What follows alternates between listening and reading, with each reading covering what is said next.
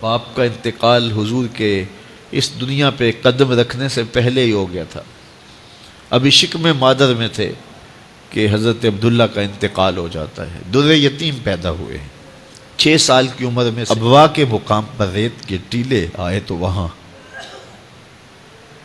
سیدہ آمنہ کی طبیعت خراب ہو گئی، اور پھر لمحے بھی زندگی کے آخری ہیں.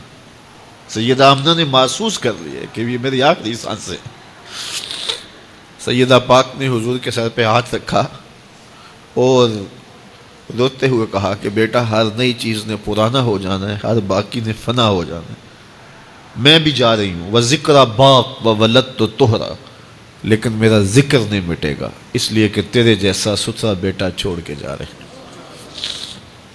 یہ آخری لفظ تھے سیدہ پاک کے کہ سیدہ آمنہ سلام اللہ علیہا کا انتقال ہو گیا.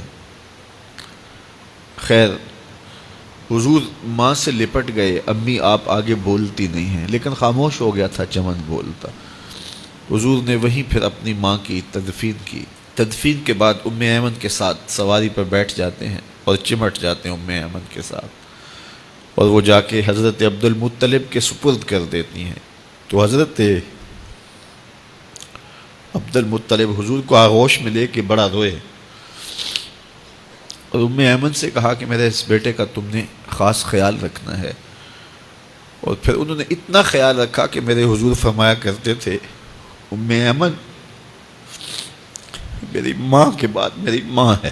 2 سال کے بعد حضرت عبد المطلب کا بھی انتقال ہو گیا.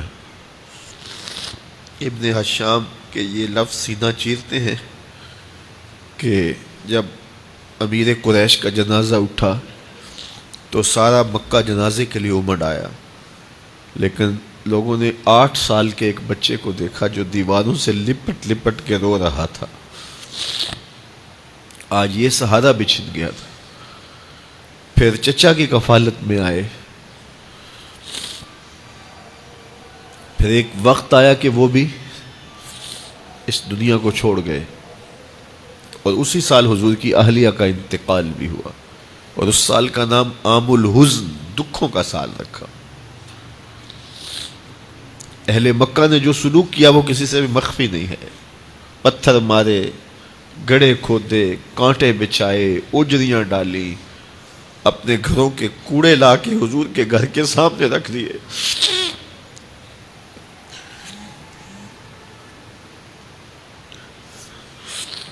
یہ کس چیز کی سزا دے رہے تھے میرے حضور کو؟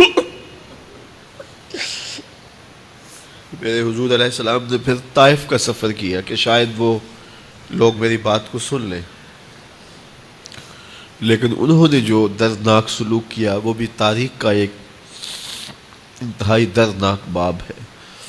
انہوں نے اوباشوں کے ہاتھوں میں پتھر دیے، اور جس راستے میں میرے حضور نے گزرنا تھا ان کو اس راستے پہ کھڑا کر دیا اور کہا ان پہ سنگ زنی کرو. اور وہ آقا کریم پہ پتھر مارتے، حضور کے پاؤں پہ پتھر مارتے. آقا کریم علیہ السلام پاؤں اٹھاتے تو وہ دوسرے پاؤں پہ مارتے. پھر حضور شدت درد سے بیٹھ جاتے تو ان کے 2 گھنڈے دائیں بائیں سے آگے بڑھتے اور حضور کو کندھوں سے پکڑ کے اٹھاتے، پھر سنگ باری کرتے.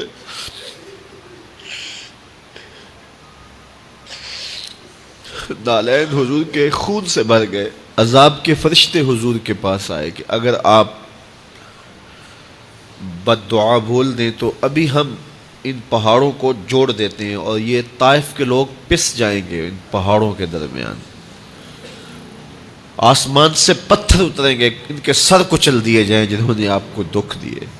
اب صحابہ جو ساتھ تھے انہیں بھی شدید آرزو تھی کہ حضور ان کے لیے بد دعا کریں، انہوں نے بڑا دکھ دیا. تو پھر حضور کے ہاتھ اٹھ گئے. صحابہ کا خیال یہ تھا کہ ابھی حضور کی زبان کھلے گی اور بد دعا کے لفظ نکلیں گے اور یہ پیس دیے جائیں گے. لیکن جب وہ لب کھلے، وہ پتلی پتلی گلے قدس کی پتیاں، وہ لب ہائے دور جب کھلے تو لفظ کیا تھے؟ اے اللہ میری قوم کو ہدایت دے دے، یہ مجھے جانتی نہیں. اور کہا کہ مجھے ان کی نسلوں سے ایمان کی توقع